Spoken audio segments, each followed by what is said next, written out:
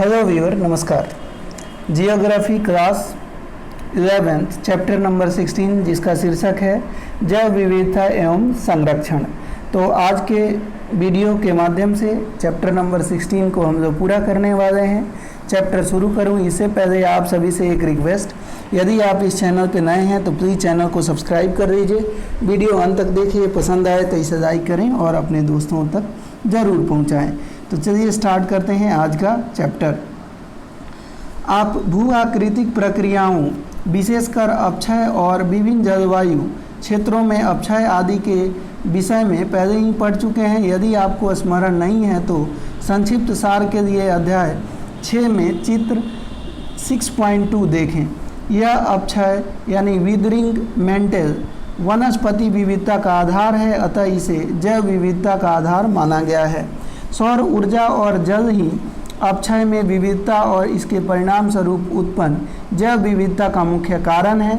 इसमें कोई आश्चर्य नहीं कि ये क्षेत्र जहां ऊर्जा व जल की उपलब्धता अधिक है वहीं जैव विविधता भी व्यापक स्तर पर है। आज जो जैव विविधता हम देखते हैं वह 2.5 से 3.5 अरब वर्षों के विकास का परिणाम है। मानव जीवन प्रारंभ होने से पहले पृथ्वी पर जैव विविधता किसी भी अन्य काल से अधिक थी। मानव के आने से जैव विविधता में तेजी से कमी आने लगी, क्योंकि किसी एक या अन्य प्रजाति का आवश्यकता से अधिक उपभोग होने के कारण वह लुप्त होने लगे। अनुमान के अनुसार संसार में कुल प्रजातियों की संख्या 20 लाख से 10 करोड़ तक है, लेकिन 1 करोड़ ही इसका सही अनुमान है। नई प्रजातियों की खोज लगातार जारी है और उनमें से अधिकांश का वर्गीकरण अभी भी नहीं हुआ है। एक अनुमान के अनुसार दक्षिण अमेरिका के ताज़े पानी की लगभग 40% मछलियों का वर्गीकरण नहीं हुआ है। उष्णकटिबंधीय वनों में जैव विविधता की अधिकता है। प्रजातियों के दृष्टिकोण से और अकेले जीवधारी के दृष्टिकोण से जैव विविधता सतत विकास का एक तंत्र है। पृथ्वी पर किसी प्रजाति की औसत आयु 10 से 40 लाख वर्ष होने का अनुमान है। ऐसा भी माना जाता है कि लगभग 99% प्रजातियां जो कभी पृथ्वी पर रहती थीं आज लुप्त हो चुकी हैं। पृथ्वी पर जैव विविधता एक जैसा नहीं है। जैव विविधता उष्णकटिबंधीय प्रदेशों में अधिक होती है। जैसे जैसे हम ध्रुवीय प्रदेशों की तरफ बढ़ते हैं प्रजातियों की विविधता तो कम होती जाती हैं, लेकिन जीवधारियों की संख्या अधिक होती जाती हैं। जैव विविधता 2 शब्दों के मेल से बना हुआ है। पहला है बायो का अर्थ होता है जीव तथा डाइवर्सिटी का अर्थ होता है विविधता। साधारण शब्दों में किसी निश्चित भौगोलिक क्षेत्र में पाए जाने वाले जीवों की संख्या और उनकी विविधता को जैव विविधता कहते हैं। इसका संबंध पौधों के प्रकार, प्राणियों तथा सूक्ष्म जीवाणुओं से है, उनकी आनुवंशिकी और उनके द्वारा निर्मित पारितंत्र से है। यह पृथ्वी पर पाए जाने वाले जीवधारियों की परिवर्तनशीलता, एक ही प्रजाति तथा विभिन्न प्रजाति में परिवर्तनशीलता तथा विभिन्न पारितंत्रों में विभिन्नता से संबंधित है। जैव विविधता सजीव संपदा या विकास के लाखों वर्षों के इतिहास का परिणाम है। जैव विविधता को 3 स्तरों पर समझा जा सकता है: आनुवांशिक जैव विविधता जेनेटिक डाइवर्सिटी, प्रजातीय जैव विविधता स्पीशीज डाइवर्सिटी तथा पारितंत्रीय जैव विविधता इकोसिस्टम डाइवर्सिटीज। तो जेनेटिक डाइवर्सिटीज की बात करें आनुवांशिक जैव विविधता की, तो जीवन निर्माण के लिए जीन एक मूलभूत इकाई है। किसी प्रजाति में जीन की विविधता ही आनुवांशिक जैव विविधता है। समान भौतिकी लक्षणों वाले जीवों के समूह को प्रजाति कहते हैं। मानव आनुवांशिक रूप से होमोसेपियंस प्रजाति से संबंधित है, जिसमें कद, रंग और अलग दिखावट जैसे शारीरिक लक्षणों में काफ़ी भिन्नता है। इसका कारण आनुवांशिक विविधता विभिन्न प्रजातियों के विकास व फलने फूलने के लिए आनुवांशिक विविधता अत्यधिक अनिवार्य है। प्रजातियां स्पीशीज डाइवर्सिटीज प्रजातियां विविधता, यह प्रजातियों की अनेक रूपता को बताता है। यह किसी निर्धारित क्षेत्र में प्रजातियों की संख्या से संबंधित है। प्रजातियों की विविधता उनकी समृद्धि, प्रकार तथा बहुलता से आंकी जा सकती है। कुछ क्षेत्रों में प्रजातियों की संख्या अधिक होती है और कुछ में कम। जिन क्षेत्रों में प्रजातियां विविधता अधिक होती है उसे विविधता के हॉट स्पॉट कहते हैं।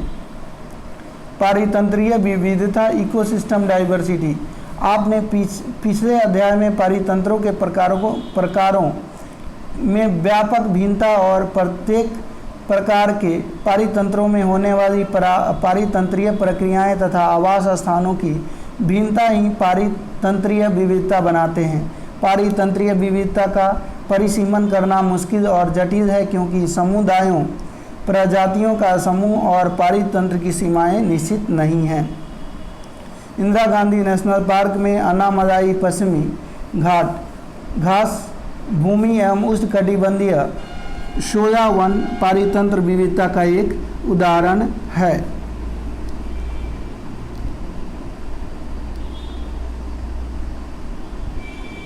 जैव विविधता का महत्व, इम्पोर्टेंस ऑफ बायोडाइवर्सिटी। जैव विविधता ने मानव संस्कृति के विकास में बहुत योगदान दिया है और इसी प्रकार मानव समुदायों ने आनुवंशिकी, प्रजातीय एवं पारिस्थितिक स्तरों पर प्राकृतिक विविधताओं को बनाए रखने में बड़ा योगदान दिया है। जैव विविधता की पारिस्थितिक यानी इकोलॉजिकल, आर्थिक, इकोनॉमिक और वैज्ञानिक साइंटिफिक भूमिकाएं प्रमुख हैं। जैव विविधता की पारिस्थितिकीय भूमिका, इकोलॉजिकल रोल ऑफ बायोडाइवर्सिटी। पारितंत्र में विभिन्न प्रजातियां कोई न कोई क्रिया करती हैं। पारितंत्र में कोई भी प्रजातियां बिना कारण न तो विकसित हो जाती हैं और न ही बनी रह सकती हैं, अर्थात प्रत्येक जीव अपनी ज़रूरत पूरा करने के साथ साथ दूसरे जीवों के पनपने में भी सहायक होते हैं। क्या आप बता सकते हैं कि मानव पारितंत्र के बने रहने में क्या योगदान देता है? जीव व प्रजातियां ऊर्जा ग्रहण कर उसका संग्रहण करते हैं, कार्बनिक पदार्थ उत्पन्न एवं विघटित करती हैं और पारितंत्र में जल व पोषक तत्वों के चक्र को बनाए रखने में सहायक होती हैं। इसके अतिरिक्त प्रजातियां वायुमंडलीय गैसों को स्थिर करती हैं और जलवायु को नियंत्रित करने में सहायक होती हैं। ये पारितंत्रिक क्रियाएं मानव जीवन के लिए महत्वपूर्ण क्रियाएं हैं। पारितंत्र में जितनी अधिक विविधता होगी, जितनी अधिक विविधता होगी, प्रजातियों के प्रतिकूल स्थितियों में भी रहने की संभावना और उनकी उत्पादकता भी उतनी ही अधिक होगी। प्रजातियों की क्षति से तंत्र के बने रहने की क्षमता भी कम हो जाएगी। अधिक आनुवांशिक विविधता वाली प्रजातियों की तरह अधिक जैव विविधता वाले पारितंत्र पर्यावरण के बदलावों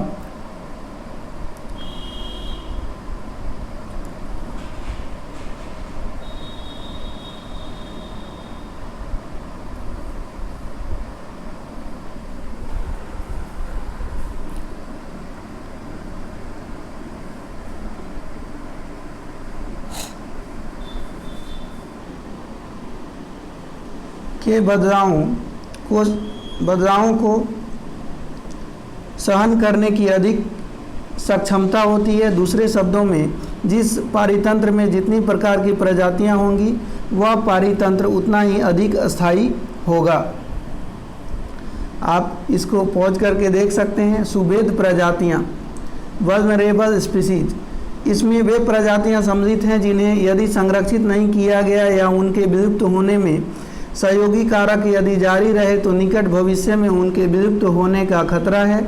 इनकी संख्या अत्यधिक कम होने के कारण इनका जीवित रहना सुनिश्चित नहीं है। दुर्लभ प्रजातियां, संसार में इन प्रजातियों की संख्या बहुत कम है। ये प्रजातियां कुछ ही स्थानों पर सीमित रह गई हैं या बड़े क्षेत्रों में विरल रूप में बिखरी हुई हैं।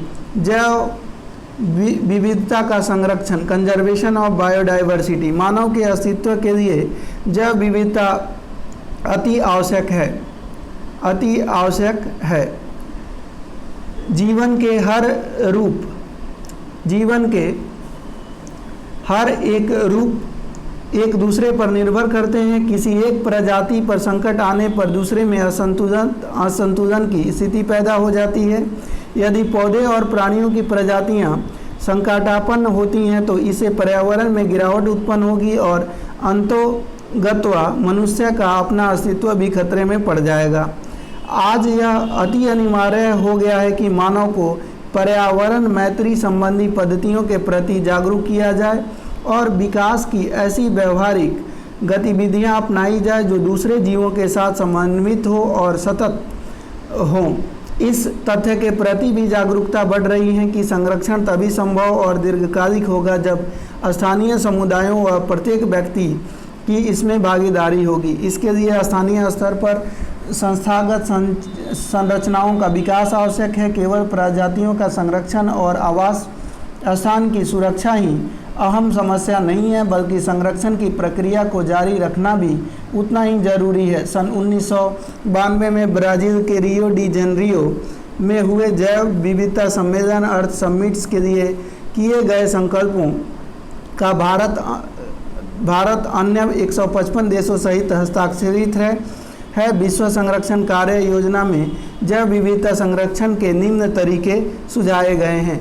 संकटापन्न प्रजातियों के संरक्षण के लिए प्रयास करने चाहिए। प्रजातियों को लुप्त होने से बचाने के लिए उचित योजनाओं का प्रबंधन अपेक्षित है। खाद्यान्नों की किस्में, चारे संबंधी पौधों की किस्में, इमारती लकड़ी के पेड़, पशुधन, जंतु व उनकी अन्य प्रजातियों की किस्मों को संरक्षित करना चाहिए। प्रत्येक देश को वन्य जीवों के आवास को चिन्हित कर उनकी सुरक्षा को निश्चित करना चाहिए। प्रजातियों के फलने, बढ़ने तथा विकसित होने के स्थान पर सुरक्षित व संरक्षित हों। वन्य जीवों व पौधों का अंतर्राष्ट्रीय व्यापार नियमों के अनुरूप हो। भारत सरकार ने प्राकृतिक सीमाओं के भीतर विभिन्न प्रकार के प्रजातियों को बचाने, संरक्षित करने और विस्तार करने के लिए वन्य जीव सुरक्षा अधिनियम 1972 वाइल्ड लाइफ प्रोटेक्शन एक्ट 1972 पारित किया है, जिसके अंतर्गत नेशनल पार्क, पशु विहार, सेंचुरी स्थापित किए गए तथा जीव मंडल आरक्षित क्षेत्र, बायोस्फीयर रिजर्व आरक्षित क्षेत्र घोषित किए गए। इन संरक्षित क्षेत्रों का विस्तार पूर्वक वर्णन भारत भौतिक पर्यावरण NCERT 2006 पुस्तक में किया गया है। वह देश जो उष्णकटिबंधीय क्षेत्र में स्थित हैं उनमें संसार की सर्वाधिक प्रजातियां विविधता पाई जाती हैं उन्हें महाविविधता केंद्र यानी मेगा डाइवर्सिटी सेंटर्स कहा जाता है। इन देशों की संख्या 12 है और उनके नाम हैं Mexico, Colombia, Ecuador, Peru, Brazil, Democratic Republic of Congo, Madagascar, चीन, भारत, मलेशिया, इंडोनेशिया और ऑस्ट्रेलिया। इन देशों में समृद्ध विविधता के केंद्र स्थित हैं। ऐसे क्षेत्र जो अधिक संकट में हैं उनमें संसाधनों को उपलब्ध कराने के लिए अंतर्राष्ट्रीय संरक्षण संघ IUCN international union for conservation of nature ने जैव विविधता हॉटस्पॉट क्षेत्र के रूप में निर्धारित किया है। चित्र संख्या 16.1 हॉटस्पॉट उनकी वनस्पति के आधार पर परिभाषित किए गए हैं। पादप महत्वपूर्ण हैं क्योंकि ये ही किसी पारितंत्र की प्राथमिक उत्पादकता को निर्धारित करते हैं। यह भी देखा गया है कि ज़्यादातर हॉटस्पॉट में रहने वाले प्रजाति भोजन जलाने के लिए लकड़ी, कृषि भूमि और इमारती लकड़ी आदि के लिए वहां पाई जाने वाली समृद्ध पारितंत्र पर निर्भर हैं। उदाहरण के लिए मेडागास्कर में पाए जाने वाले कुल पौधे व जीवों में से 85% पौधे व जीव संसार में अन्यत्र कहीं भी नहीं पाए जाते हैं। अन्यत्र हॉटस्पॉट जो समृद्ध देशों में पाए जाते हैं वहाँ कुछ अन्य प्रकार की समस्याएं हैं। हवाई द्वीप जहाँ विशेष प्रकार की पादप व जंतु प्रजातियां मिलती हैं वह विदेशज प्रजातियों के आगमन और भूमि विकास के कारण असुरक्षित हैं। तो दोस्तों 16 चैप्टर हमने कंप्लीट कर लिया। इस तरह से हमने क्लास 11 का भौतिक भूगोल का मूलभूत सिद्धांत हमने कंप्लीट कर दिया है। मिलते हैं एक नए वीडियो में, तब तक के लिए धन्यवाद। टेक केयर, जय हिंद।